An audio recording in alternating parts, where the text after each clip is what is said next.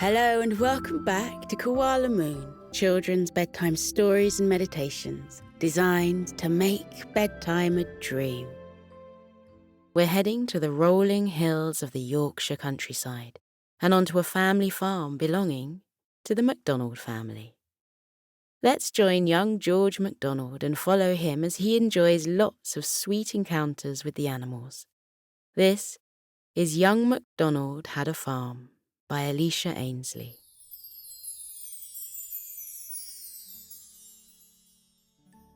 It was a bright, sunny morning on the MacDonald family farm. The animals were stirring in their sleepy beds, and the cockerel was beginning to call out across the fields with his familiar greeting, "Cock-a-doodle-doo." Young George MacDonald awoke in his bed and stretched his arms out above his head. He let out a little yawn and smiled. He had enjoyed the most wonderful dream and slept all the way through the night. He felt fresh and energized, ready to seize the day ahead. George looked at the alarm clock on his bedside table. It was 7 a.m. precisely. Sandy the cockerel was becoming very prompt with his wake-up calls each morning. George had an alarm clock in his bedroom for the days when he needed to wake up on time to get to school, but today he could leisurely wake up whenever he wanted to, because it was Saturday. Saturday was George's favourite day of the week, because it meant that he had the whole day to help out and play on the farm. George MacDonald was 7 years old and lived on a big farm with his mother and father in the middle of the Yorkshire countryside. George was very lucky to live in such a beautiful place. His family owned acres and acres of farmland. It stretched almost as far as the eye could see from their little farmhouse cottage. They looked after all sorts of animals, such as pigs and cows, sheep and goats, chickens and horses, and they even had a couple of alpacas. Not to mention they had 5 cats named Pippin, Norman, Mabel, Remus and Princess. The 5 cats roamed around the farm like they owned it. Sometimes George liked to play imaginary games of hide and seek with the 5 kitties. He would run around the farm trying to find all of them, but most of the time there was always at least one that escaped his sight. He would find the farm cats in such strange places sometimes. He once found Pippin, the black and white cat, sitting on the back of a cow in the field. It was very funny. Norman, the ginger tabby, was regularly found sitting in the passenger seat of the green tractor. Norman often went out on the tractor with George's father. He absolutely loved it. Then there was Mabel, the white cat, who liked to chase the chickens and get them all in a flap before sitting back on the fence and watching the chaos that she had created play out. Mabel was a mischievous one. Little Remus was the smallest of the cats, with brown and white spotty fur. If George wanted to seek him out, then all he had to do was head over to the horse stables. Remus loved lying in the hay and napping next to the grand horses. And lastly, Princess, the black kitten, could often be found lazing around on the top of the highest bale of hay. All of the 5 farm cats had their own personalities and qualities, and George loved them all equally. They were like his best friends on the farm, helping him and his parents keep watch over all of the animals. George loved his life on the farm, and he adored each and every one of the animals that they took care of. George hopped out of bed eagerly and slipped on his slippers. Then he tiptoed downstairs to see if his parents were awake yet. He looked next to the front door where he and his parents all kept their Wellington boots lined up next to each other.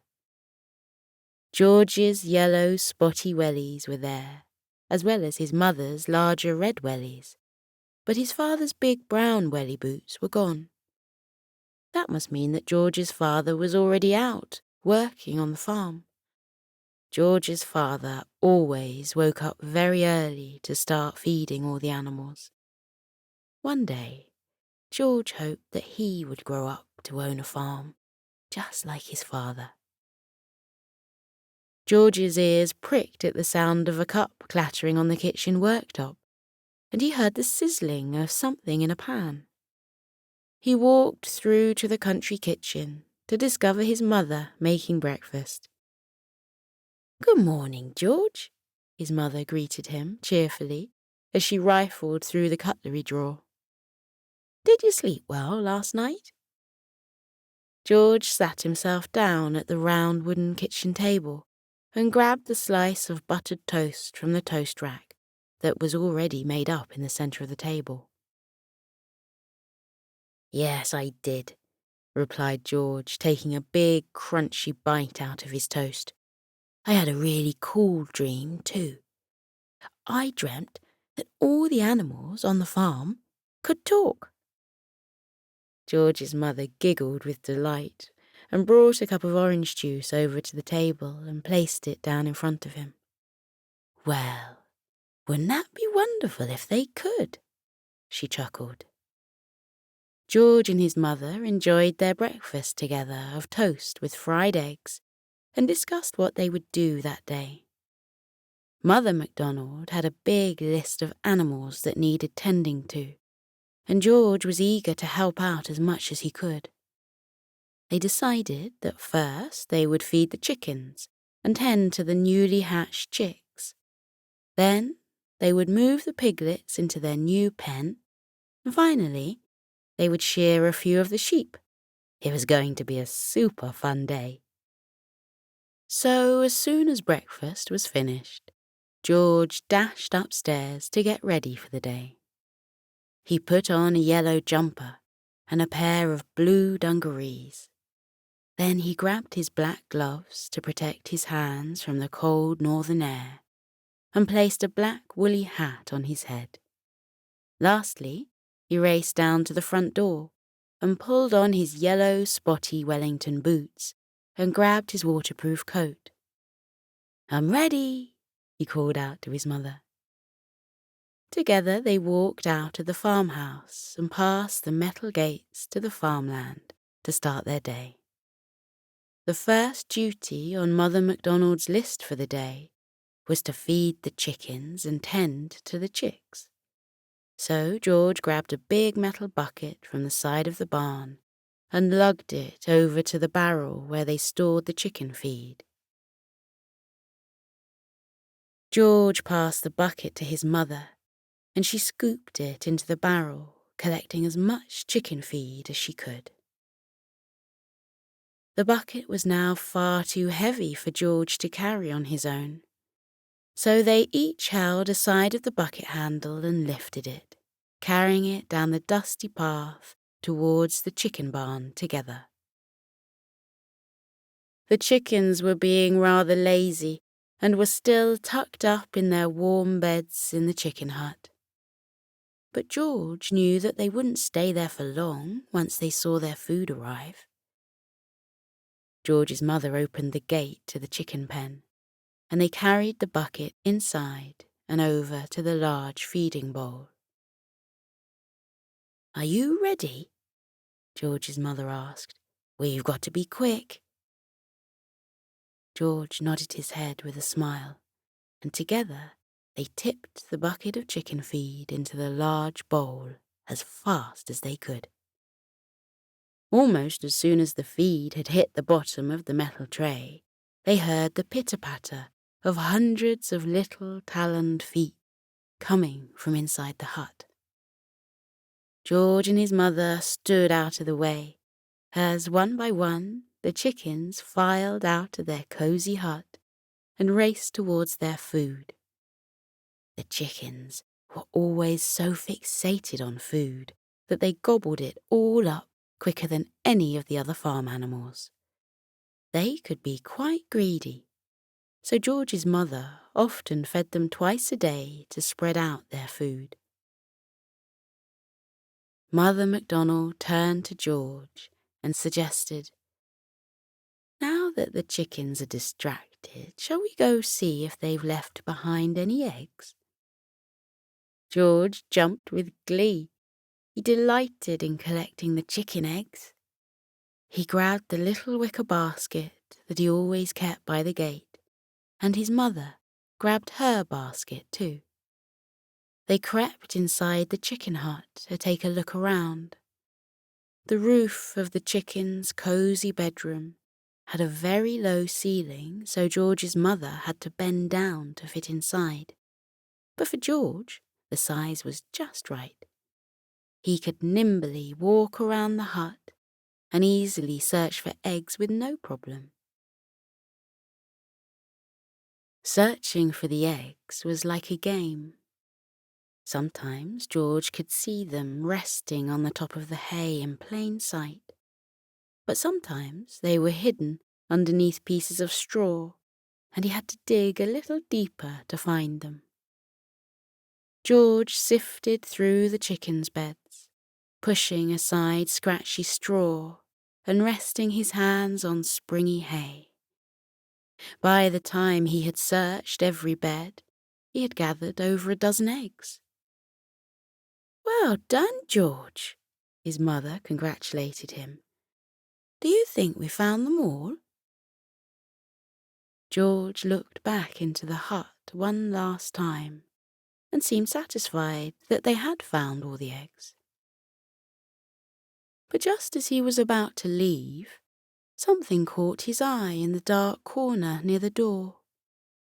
Peeping out from behind the straw was a pure white egg, sitting patiently, waiting to be discovered.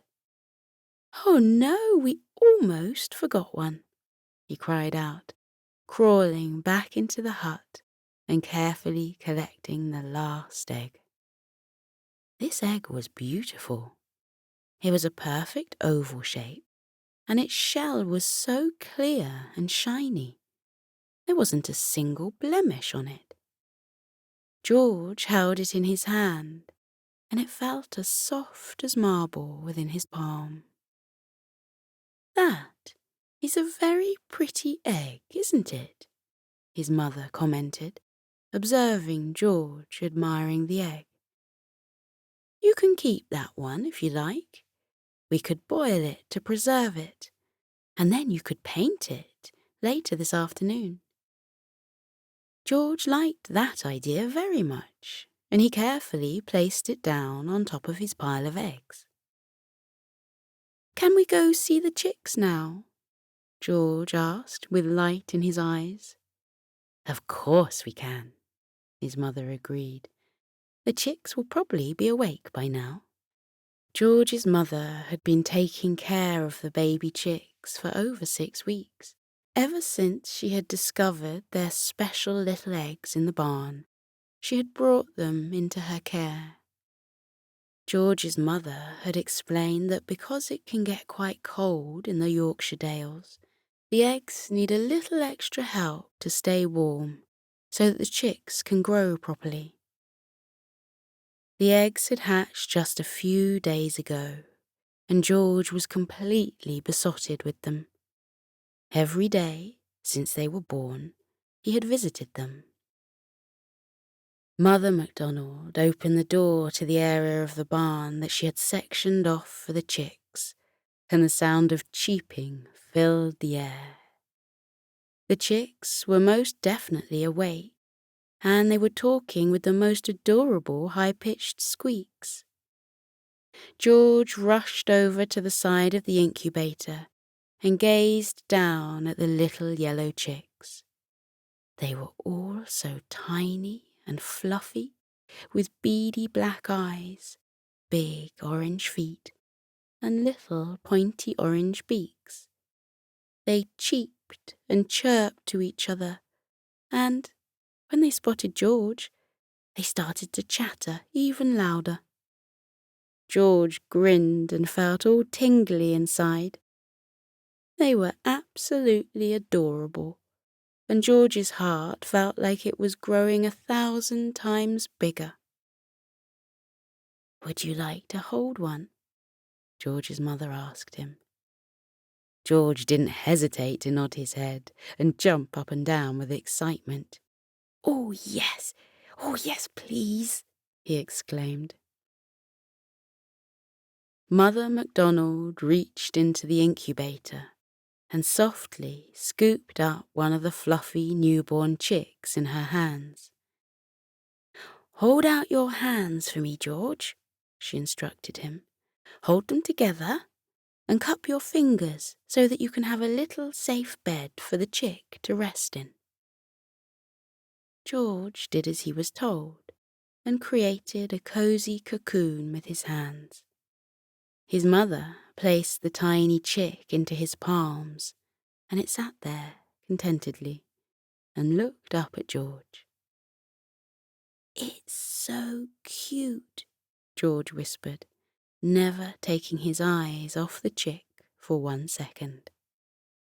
He rubbed his thumb against its back and felt its silky soft fur against his skin. The chicks didn't have feathers yet, so they just looked like little fluff balls, and very cute ones at that. Would you like to name it, George? His mother asked. George gasped with delight. One of his favourite things to do was name the animals. He was responsible for most of the names around the farm. George inspected the lovable little chick in his hand and tried to think of a name. After a few seconds, he had an idea. How about Goldie? George suggested. The little chick cheeped with gusto, and George's mother laughed. I think it likes its name, she agreed. George took it in turns to hold several of the chicks, but there were too many for him to hold in one day. There must have been well over 20 of them. George gave out names to as many of them as he could, with names as official as Hugo and Judy, and as silly as Slinky and Boo Boo. George liked to have fun with the animal names.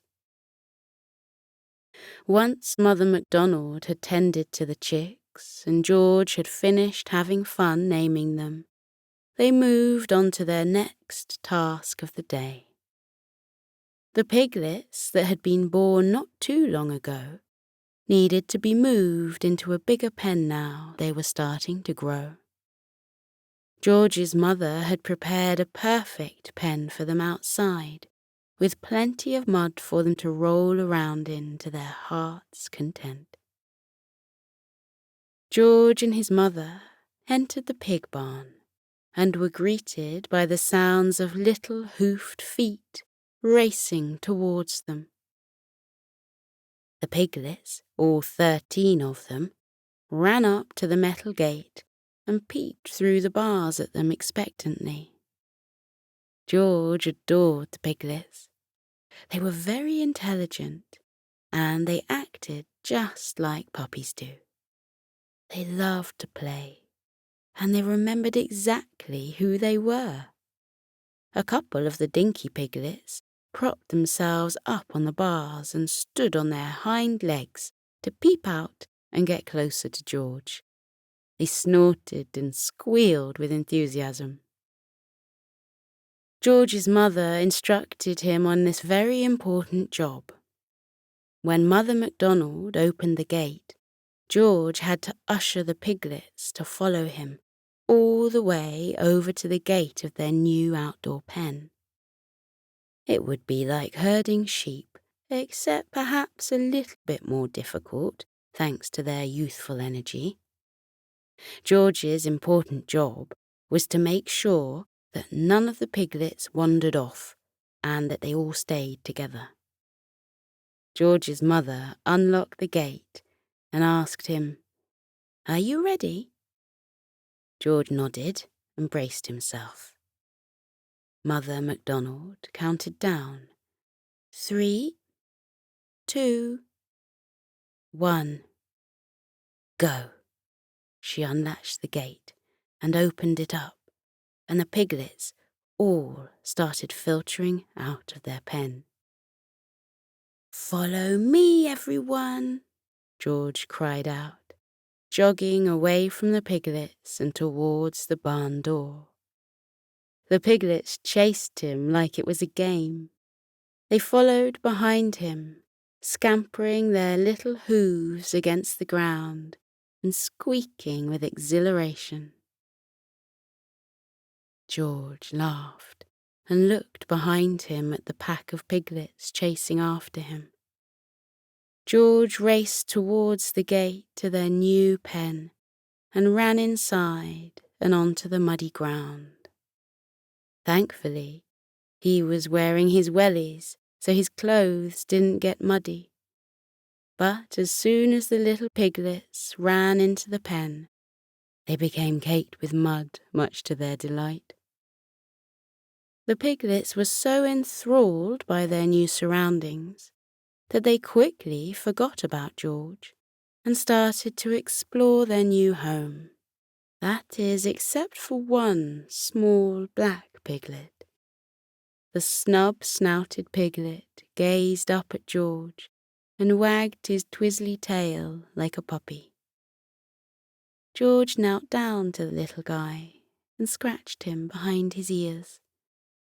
The piglet closed his eyes and nuzzled in close. This piglet was called Pebbles, and he was George's favourite. George was pretty sure that he was Pebbles' favourite human too. Mother MacDonald closed the gate to the pen so that none of the little piglets could break free, and leant against the top bar watching George play with tiny Pebbles. Pebbles followed George around the pen like a loyal dog and hopped through the air like a playful goat as George jumped up and down. Pebbles was so sweet, and George wished that he could keep him for himself. But he knew that Pebbles had to stay with his brothers and sisters. After a few minutes of playing, George's mother called out to him that it was time to go. George patted Pebbles on the head and said goodbye. The little piglet followed him all the way to the gate, and as George walked away with his mother, he turned back to the pen and saw Pebbles watching him leave through the gaps in the gate. George waved at his little piggy friend, and Pebbles snorted back happily in response. The last job on our list for today is to shear some of the sheep, Mother MacDonald reminded George, leading the way to the field. "Why do we shear the sheep, Mum?" George asked. "Oh, it's because the summer's coming soon," George's mother explained. "Sheep are always growing their wool throughout the year, so when the summer comes and it gets hot, the sheep can get too warm, so we shear them to keep them cool." They had a lot of sheep on their farm, so there was no way that they would be able to shear all of the sheep today, surely, George thought. However, as they approached the field, they could see Father MacDonald had already rounded up the sheep and was busy shearing away. They had a special gated area in which they sheared the sheep, and while Father MacDonald expertly shaved the wool off one of them, the others waited patiently for their turn. George watched as his father smoothly ran the electric shaver over the skin of the sheep in his arms. The wool fell off seamlessly to the ground, and the sheep lay there enjoying his spa treatment. George thought it looked just like when he went to the hairdresser's to have his own hair cut. Once the sheep in his arms was successfully shorn, Father MacDonald released the barring farm animal back into the field. The group of sheep that had already been shaved almost looked like totally different animals to the ones waiting for their turn. Their new, smooth coat was as white as snow, and they looked younger and more slender in comparison to when their body was encapsulated in thick, curly wool. "Hi, Dad," George called out to his father eagerly.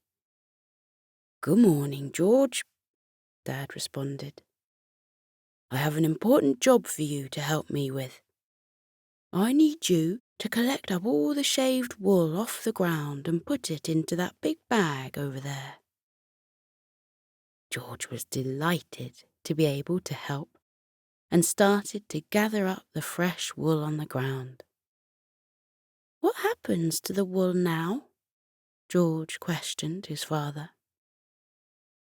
Father MacDonald explained that once the wool is sheared from the sheep, it has to be specially cleaned before they can sell it to be made into clothes and materials. There was a lot that went into running a farm, and George was learning more each and every day. He assisted his mother and father with the rest of the sheep, and before long they had a full herd of sheep with freshly cut hair and several big bags of wool ready to be cleaned. "Good job this morning, George," his mother patted him on the back. George let out a little yawn and rubbed his eyes. It had been a very busy morning, and he was ready for some lunch and perhaps even a little nap. "Let's head inside for lunch, shall we?" his mother suggested to them both. "How about we have some cheese sandwiches and crisps?" George licked his lips and immediately decided that he would have a packet of cheese and onion crisps and lots of butter on his bread. They all headed back to their farmhouse and kicked off their muddy Wellington boots by the door. While Mother MacDonald put together the sandwiches, Father MacDonald lit the fire in the living room, and George curled up on the sofa, pulling his favourite woolly blanket over his lap. Two of their cats, Pippin and Remus, emerged from the corridor, and one sat at George's feet, while the other hopped up onto the sofa and sat by his side. George tickled under Remus's chin, and the kitty purred gratefully. George laid his head back against the spongy sofa cushions and watched the flickering fire begin to burn. As he watched the flames dance and listened to the soft purring of the cats, he felt his eyes grow heavier and heavier until they were fully closed, and he drifted off for a well-deserved, relaxing nap.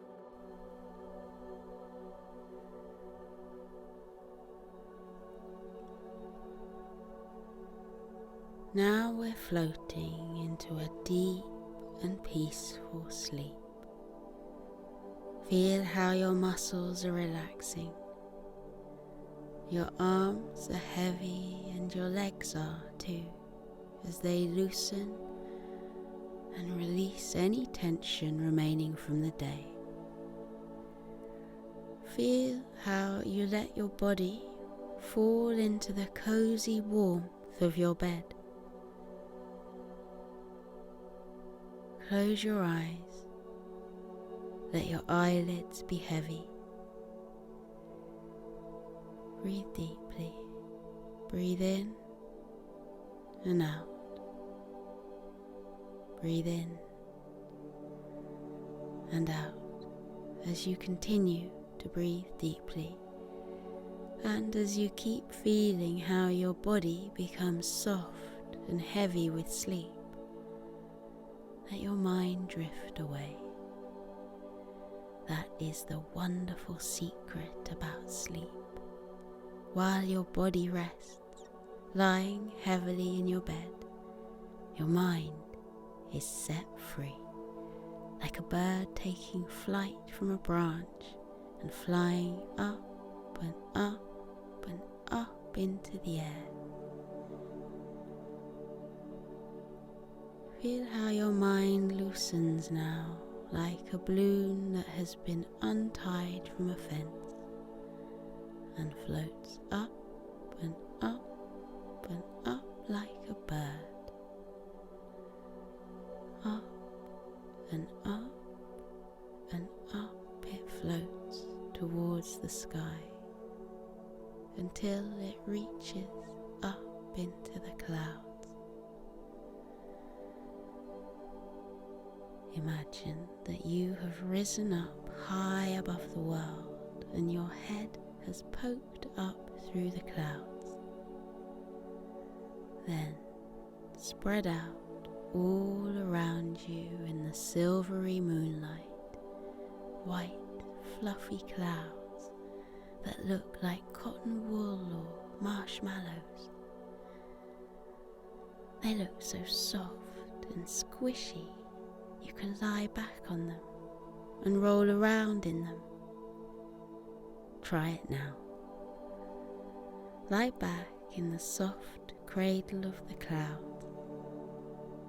Feel how they swirl and wrap around your body, holding you gently in the world of sleep. Clouds come in all shapes and sizes. Some are big and fluffy, some are slender wisps. Some look like puffy mushrooms, and others look like paintbrush strokes that have been left on the dark sky. Let your body relax. Let your mind relax too. Let your mind float off into sleep. You are peaceful. You are safe. You are being held in the cozy warmth of sleep. With your eyes closed, let your mind drift up, up, up and away. In the world of dreams, you can go anywhere you like. You can float on blue oceans with ripples and tufts of waves. Or you can visit castles built in the sky with spiraling turrets and drawbridges over sparkling moats. Or you can wander into the peaceful woods where the birds are twittering and the trees are dense with dark green leaves. Breathe in and out. Breathe in and out again as you fall more deeply into your cozy sleep. And with your eyes still closed, take a look around with your mind at where your dreams have taken you. When I fall asleep, I dream that I've gone to a world high up in the clouds. Sometimes the clouds are dappled silver from the moonlight. Sometimes they're soft pink and gold, reflecting the light of the twinkling stars. What form do your dreams take? Where does your mind go when you fall asleep? Maybe in your dreams there are flocks flocks of white fluffy sheep huddling together on the green fields. Look at the mother ewe yawn widely before she tucks her little lambs beneath her woolly fleece. Or maybe you dream of a friendly dragon, curled up with his tail wrapped around him, a little trail of clouds puffing out of his nostrils. Look, the cloud dragon is smiling at us and waving. What a friendly dragon he is.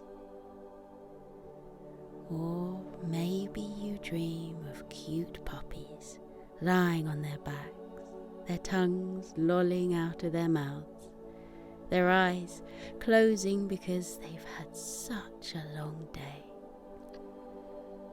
They look tired, and there's their papa dog, fluffy and white, padding softly over to wish the puppies good night.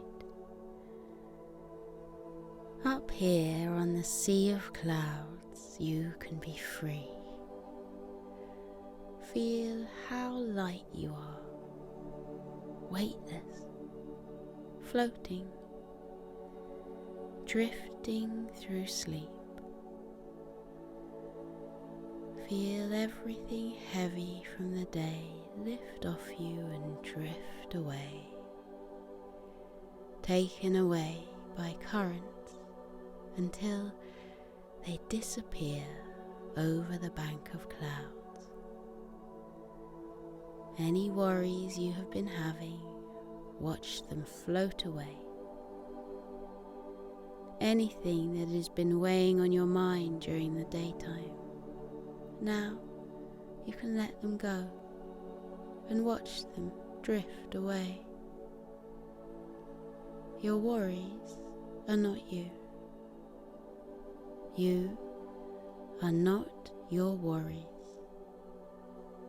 You can let them go. Watch them float away. Now you are light as air. You are as gentle as starlight. You are as soft as the clouds. Up in the sleepy sky, everything is weightless and peaceful. The clouds stretch out like a sea of tranquility. Close your eyes and feel the clouds wrap around you. Feel them bearing your body gently into the land of sleep. Feel your eyes close. Feel them rest heavily as your body relaxes into sleep. Feel your mind lighten.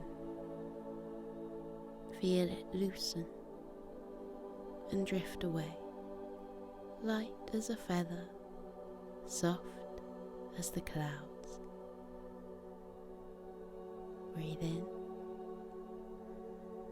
and out. Breathe in and out. The world of clouds is waiting for you. Let yourself fall into the clouds' soft, warm hug. They are here to protect you. They are here to cushion you. They are here to hold you as you enjoy your deep and peaceful sleep. Sleep well, little one. Sleep well in the land of clouds. Feel how light you are. Feel how weightless,